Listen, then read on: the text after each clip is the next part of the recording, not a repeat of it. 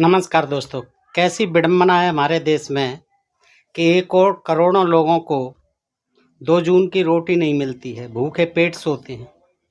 और करोड़ों लोगों को मेहनत कश होते हुए, भारी परिश्रम करते हुए, उनको भी रोजी रोटी के लाले पड़े रहते हैं। तमाम करोड़ों लोग हमारे देश में पढ़े लिखे होकर डिग्रियां लेकर के बेरोजगार रोजी रोटी के लिए मारे मारे फिरते हैं। और एक और हमारे तमाम धर्म के नाम पर मठ मंदिरों में तमाम हमारे ये पुजारी और महंत देखिए किस तरह से शाही जीवन बिताते हैं।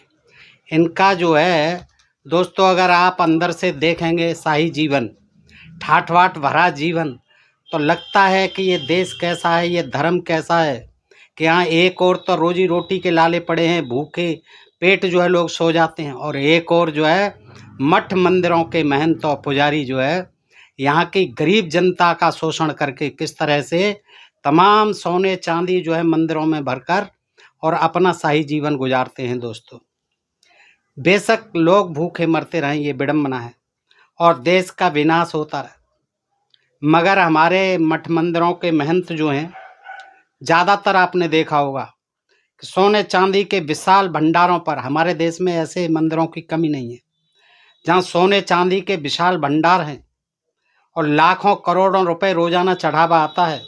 हीरे जवाहरातों पर ये मठ मंदिरों के पुजारी काले नागों की तरह कुंडली मार करके बैठे रहते हैं। उनके मठ मंदिरों के गोदामों में अन्न सड़ता रहे, पर किसी गरीब को, भूख से मरते को अन्न का एक दाना भी नहीं देंगे। और आपने देखा होगा दोस्तों कि मठ मंदिर के बाहर हजारों लोग जो है झोली फैलाए, भूखे प्यासे, दीनहीन, फटे हाल कपड़ों में, चिथड़ों में हैं, मांगते रहते हैं, लेकिन इन मंदिर वालों को कोई तरस नहीं आता। अंदर कमाई करते हैं। भूखा दरिद्र नारायण जो है इनके मठ मंदिरों के बाहर बैठा हुआ भीख मांगता हुआ झोली फैलाए हुए दिखते हैं। तो दोस्तों, ये कैसा धर्म है जहाँ मानव मानव का ख्याल नहीं, मानव मानव को मानव पर दया नहीं। एक और जो है हम लोग देखते हैं कि तमाम दौलत को समेटे हुए बैठे हैं मंदिर, और अगर उसको बाहर ला दिया जाए तो देश की कंगाली और गरीबी मिट जाए। लेकिन उनका जो है ये धर्म का धंधा जो है ऐसा है कि इस पर कोई हस्तक्षेप भी नहीं कर सकता। सरकार भी टैक्स नहीं लेना चाहती है इन पर। देखिए, सब तरह की इनको सहूलियतें दी जाती हैं धर्म के नाम पर। आज का दोस्तों ये वीडियो जो है मैं इसी तरह की जानकारी दे रहा हूँ आपको इसके माध्यम से।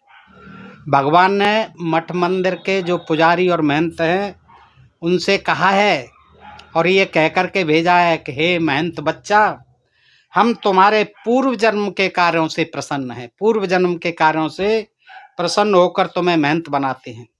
जाओ बच्चा, पृथ्वी पर जाकर किसी धार्मिक नगरी में महंत बनना और लोगों को मूर्ख बनाकर ऐश्वर्य और आराम से जीवन व्यतीत करना। इनको तो भेजा ही भगवान ने ये कहकर है।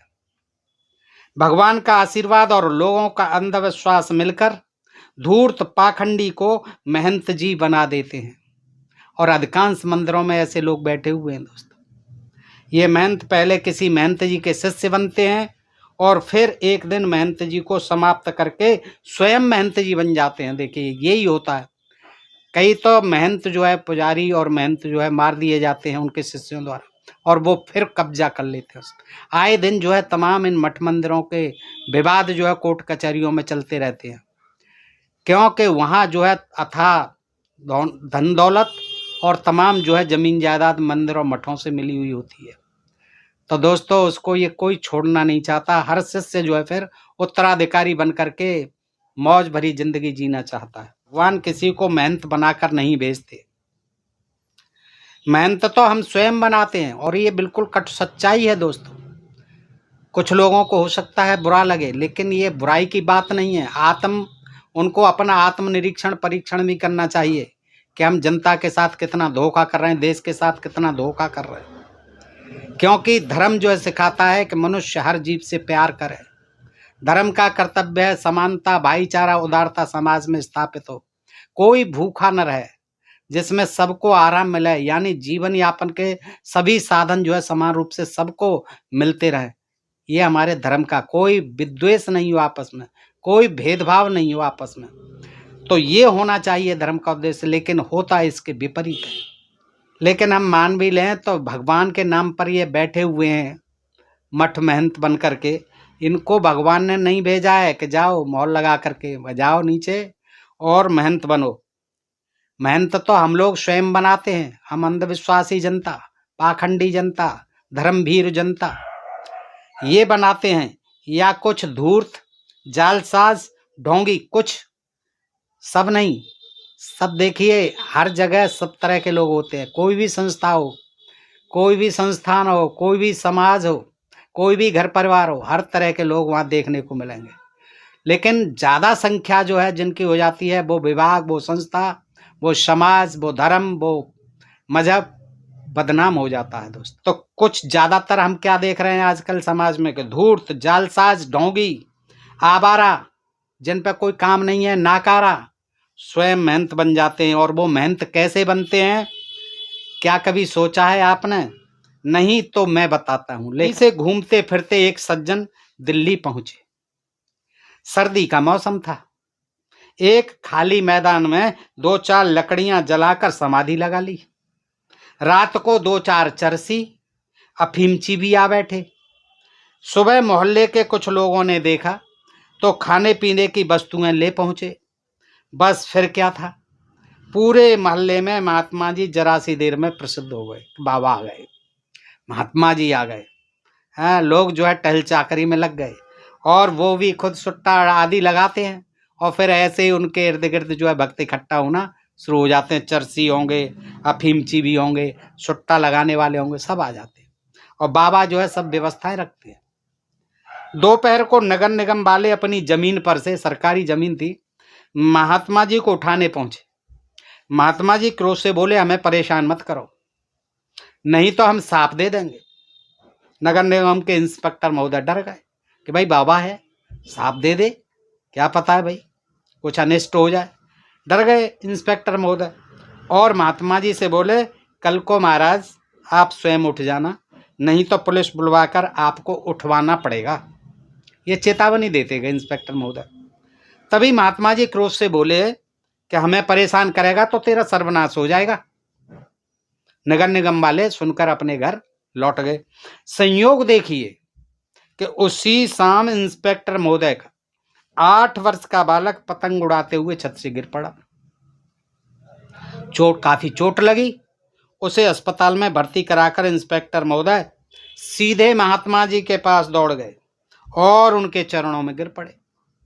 महाराज मुझे माफ करो, महाराज मुझे माफ करो, मुझसे अनजाने में गलती हो गई, जो आपसे मैं कुछ कह गया। अब आपको यहां से कोई नहीं उठाएगा, आप चाहें तो यहां पक्का मंदिर बनवा लें। और यही हुआ, मोहल्ले वालों ने चंदा करके मंदिर बनवा दिया।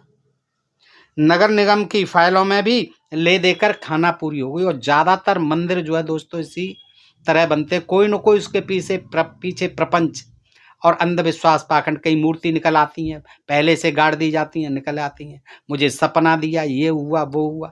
और तमाम मठ मंदिर जो है दोस्तों ऐसे ही चल रहे हैं।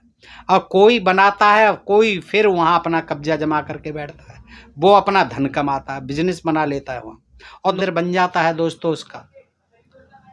मोहल्लों वालों ने चंदा किया और मंदिर बनवा दिया। नगर निगम की फाइलों में भी जगह की ले दे के खाना पूरी हो गई। और महात्मा जी स्वयं एक दिन में बेकार आवारा से एक बहुत बड़े मंदिर के महंत बन गए। अब आप समझते हो दिल्ली जैसे महानगरों में, राजधानी है, देश विदेश के लोग रहते हैं, तो वहाँ तो और जल्दी चलते हैं, बड़े बड़े मंदिर हैं वहाँ। आप देखिए शनि मंदिर, कालका जी मंदिर, और वो विख्यात मंदिर हैं। तो ऐसे ही मंदिर बन गया, वो भी विख्यात हो गया। वह महंत जी अब भी विद्यमान है। अब तो वह लाखों रुपए और करोड़ों की संपत्ति के मालिक बन चुके हैं धीरे धीरे। महंत बनकर धूर्त पाखंडी अपना दुर्व्यसन, पाप और घृणित कार्य नहीं छोड़ते। भाई आदत कहाँ जाएंगी, जो पुराने काम हैं वो कहाँ जाएंगे। चोर चोरी छोड़ दे, लेकिन हेरा फेरी नहीं छोड़ा, बल्कि और अधिक करने लगते हैं, क्योंकि उन्हें शेल्टर मिल जाता है, धर्म के नाम पर संरक्षण मिल जाता है सरकारी। मूर्खों की कमी नहीं। सभी लोग जानते हैं कि महंत जी कोई विद्वान नहीं, बल्कि अनपढ़, गंवार और पाखंडी हैं, मगर फिर भी आंख बंद किए हुए भेड़ों की तरह अंधविश्वास की राह पर चले जाते हैं। यही परिवार के लोग, दूसरे लोग भी पीढ़ी दर पीढ़ी अंधविश्वास को मानते रहते हैं और वे इसी को परंपरा, रीत रिवाज और अपना धर्म मान लेते हैं।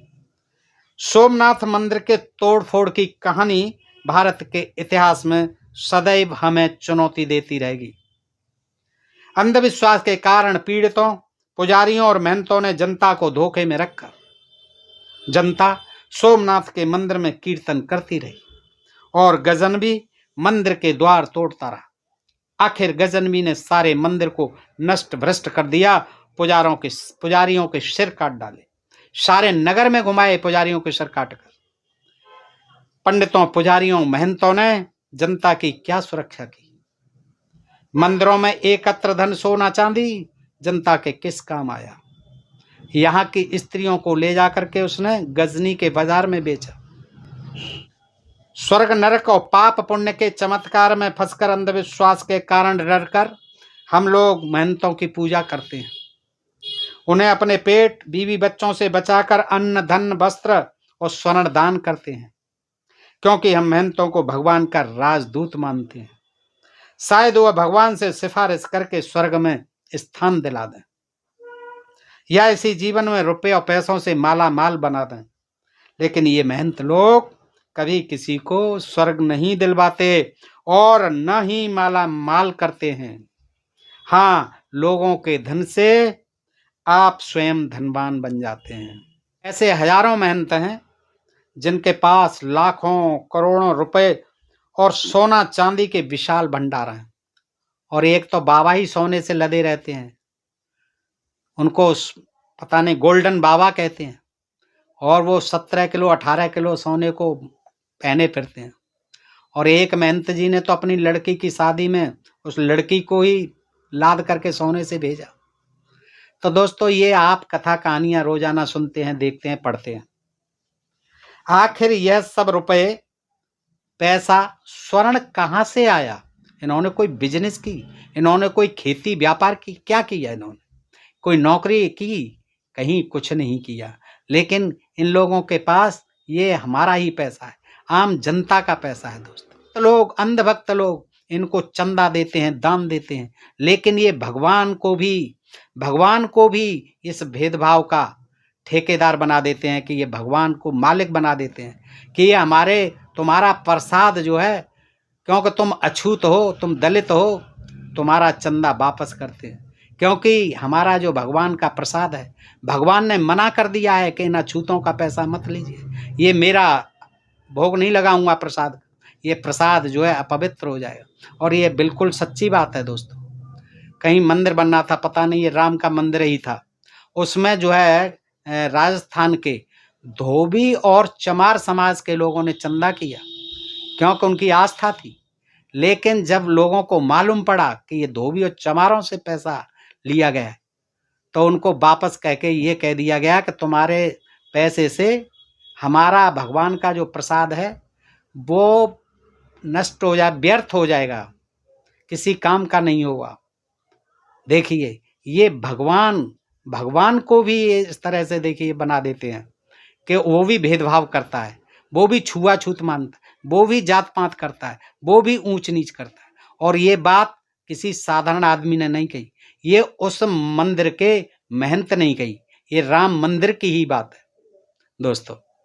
अब मेरे स्मरण में आ रहा है, जो महंत हैं वहाँ के, उन्होंने ये बात कही। तो बताइए समाज में क्या संदेश जाता है? अब उन चमारों से और धोबियों से पूछा जा रहा है कि क्या तुम हिंदू नहीं हो? और बहुत बड़ी मात्रा में तुम लोग जो है अछूत और दलित तमाम मंदिरों में जाते हो, तमाम तीर्थों में जाते हो, तमाम कथाओं में जाते हो, प्रवचनों में जाते हो, खूब पैसा चढ़ाते हो। लेकिन आपका ये पैसा चढ़ाना किस मतलब का है? आप हिंदू नहीं है, आपके ये मंदिर नहीं है, आपके ये भगवान नहीं है। ये तो इन्हीं लोगों के हैं जो अपने को उच्च समझते हैं, जिनके प्रसाद को भगवान खाते हैं। आपका प्रसाद भी नहीं ले सकते भगवान। कहने को कहते हैं कि राम जी ने सबरी के झूठे बेर खाए थे, हैं, कहने को ये कहते हैं, लेकिन उसी राम को उन पैसों से प्रसाद को जो है उनके लिए अभक्ष्य बता देते हैं कि भोग नहीं लगाएंगे। देखिए दोस्तों, ये विडंबना है। हम सब लोग धर्म कर्म पाप पुण्य के चक्कर में पड़कर किसी को भी मेहनत बना लेते हैं, उसे किसी मठ मंदिर की गद्दी देकर सम्मान दे देते हैं, लेकिन ये नहीं सोचते कि इससे क्या लाभ होगा। आंखें बंद करके स्वर्ग पाने के चक्कर में रुपए पैसा सोना और चांदी दान करते हैं, जिसको मेहनत लोग अपनी इच्छा से अपने सुख के लिए खर्च करते हैं। मठ मंदिरों में सोना धन एकत्र करने से जनता को क्या लाभ होता है, सोचा है आपने? शायद कभी नहीं। आप किसी मठ मंदिर में जाकर देख सकते हैं महंत जी उस धन का किस प्रकार उपयोग करते हैं। मठ मंदिरों का सबसे अधिक धन शराब, अफीम, भांग, गांजा, चरस, भोजन और वस्त्रों पर व्यय होता है। दिन भर की थकान, स्वर्ग नरक, पाप पुण्य पर भाषण करने से जब महंत जी थक जाते हैं तो उसे दूर करने के लिए शराब का अच्छी वाली होती है, विस्की, वाइन, विदेशी, उसका टॉनिक लेते हैं, चरस का दम भरते हैं और अफीम के नशे में चीनियों की तरह सोते रहते हैं। आपने 56 व्यंजनों के विषय में तो सुना ही होगा, कभी खाए या देखे नहीं होंगे। यदि आप किसी मठ मंदिर में कुछ दिन ठहरें तो आपको प्रतिदिन 56 व्यंजन विविध प्रकार के भोजन मिलते रहेंगे, बशर्ते कि आप महादानी हो, कुछ देने को हो आप पर। साथ ही आपको मठ मंदिरों और महंतों की भारी पोपलीला समझ में आ जाएगी।